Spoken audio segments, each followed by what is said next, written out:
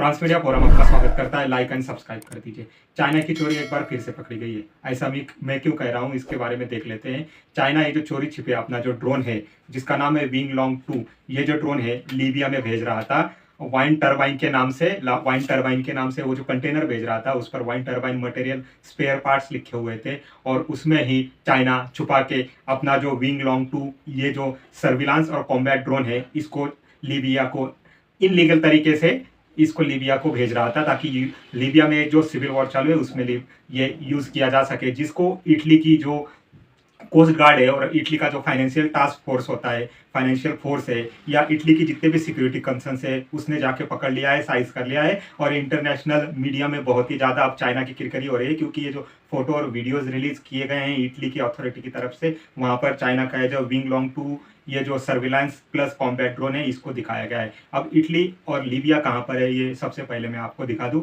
Italy जो है वो मेडिटेरियन सी में आता है, और लीबिया जो है वो भी मेडिटेरियन सी के साउथ में, इटली के एग्जैक्ट नीचे, जैसा कि आप मैप में देख रहे हैं, यहाँ पर लोकेटेड है। तो इटली को शायद यूएस की तरफ से, अमेरिका की तरफ से टिप मिली होगी, या अमेरिका की तरफ से इंटेलिजेंस शेयर किया गया होगा। उसके बाद इटली के अथॉरिटी ने ये रेड की हुई है, और वहां से चाइनीज ये जो ड्रोन है इसको साइज किया हुआ है, इसको बरामद किया हुआ है। अब ये चाइना के ड्रोन है ये वॉर जोन में मिलने हैं या लीबिया में मिलना कोई स्पेशल बात नहीं। इससे पहले भी चाइना का ये जो ड्रोन है वो लीबिया के सिविल वॉर में यूज किया जा चुका है। देखा गया है, मॉनिटर किया गया है कि चाइनीज ड्रोन जो है लीबिया के सिविल वॉर में यूज किए जा रहे हैं। 2011 में मोहम्मद गद्दाफी, ये जो चाइना का ये जो लीबिया का डिक्टेटर था जनरल मोहम्मद गद्दाफी, इसको अरब स्प्रिंग वॉर में अमेरिका और यूरोपियन यूनियन द्वारा एलिमिनेट कर दिया जाता है। उसकी लाश को मार के चौराहे पर टांग दिया जाता है। उसके बाद से ही लीबिया में एक सिविल वॉर देखा जा रहा है। मोहम्मद गद्दाफी की जो फोर्सेस है, जो लाइबल है मोहम्मद गद्दाफी की, और मोहम्मद गद्दाफी को जो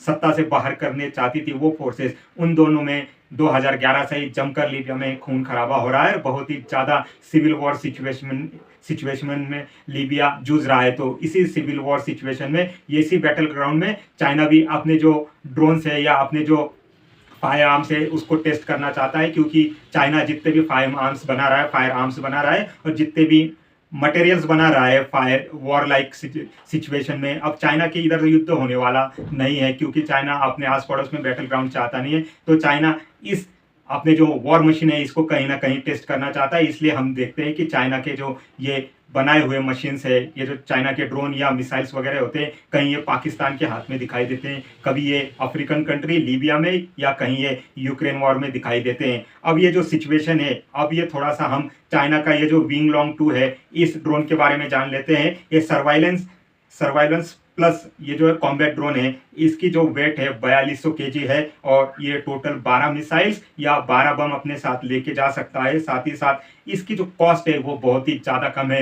एज कम्पेयर टू अमेरिका का जो MQ-9 रैपर ड्रोन है, उसकी कॉस्ट से ये 20% में ही आ जाता है। 1 से 2 बिलियन ही इसकी कॉस्ट है, और ये 20 घंटे तक एंडोरेंस करता है, आसमान में घूम सकता है। और साथ ही साथ इसकी जो रेंज है 1500 किलोमीटर तक की रेंज है, और 370 किलोमीटर पर आवर से ये जो चाइना ने ड्रोन बनाया हुआ है ये उड़ सकता है, फ्लाई कर सकता है। अब इस ड्रोन को कहा जाता है MQ-9 का रिप्लिका।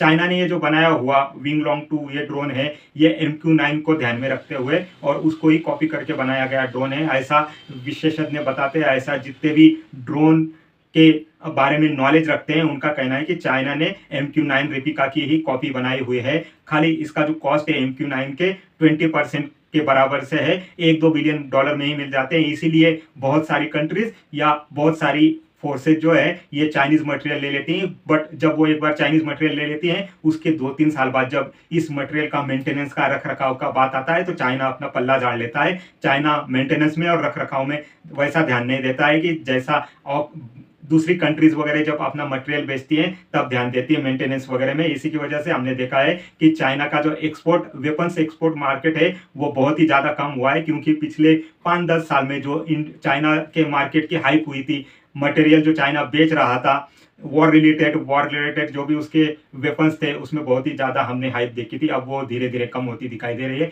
क्योंकि चाइना के जितने सारे वेपन्स है वो यूजलेस साबित हो रहे हैं। 2-3 साल में ही उसका मेंटेनेंस का काम निकल रहा है, और चाइना मेंटेनेंस में कुछ ज़्यादा ध्यान नहीं दे रहा है। इसी की वजह से बहुत सारे देश जो है चाइना से लिए परेशान रहते हैं, जिन्होंने चाइना से ये जो वेपन्स खरीदे हुए हैं। उसके बाद देखते हैं कि ये जो सिविल वॉर हुआ या कहीं पर भी ये जो ड्रोन यूज़ हो रहा है, ये हमने देखा है कि आर्मेनिया और अज़रबैजान का जब से वॉर हुआ है तब से ही बहुत ज़्यादा नंबर्स में ड्रोन यूज किए जा रहे हैं। अजरबैजान और आर्मेनिया वॉर ने ड्रोन ने ही जो तुर्किश ड्रोन था बख्तियार 2, इसी ड्रोन ने युद्ध का पाला पलट दिया था और आर्मेनिया को जो है अजरबैजान से मुक्की खानी पड़ी थी। उसके बाद ड्रोन को हम देखते हैं रशिया यूक्रेन ड्रोन में युद्ध में। रशिया यूक्रेन युद्ध में जो है यूक्रेन जो है बख्तियार ड्रोन, ये जो टर्किश ड्रोन है, बहुत ही ज्यादा यूज करता है, जिससे रशिया को खासा नुकसान सहना पड़ता है। उसके बाद रशिया बाउंस बैक करता है और ये ड्रोन को मार गिराना चालू करता है। उसके बाद हमने देखा है कि बख्तियार ड्रोन का यूज करना यूक्रेन छोड़ देता है। रशिया भी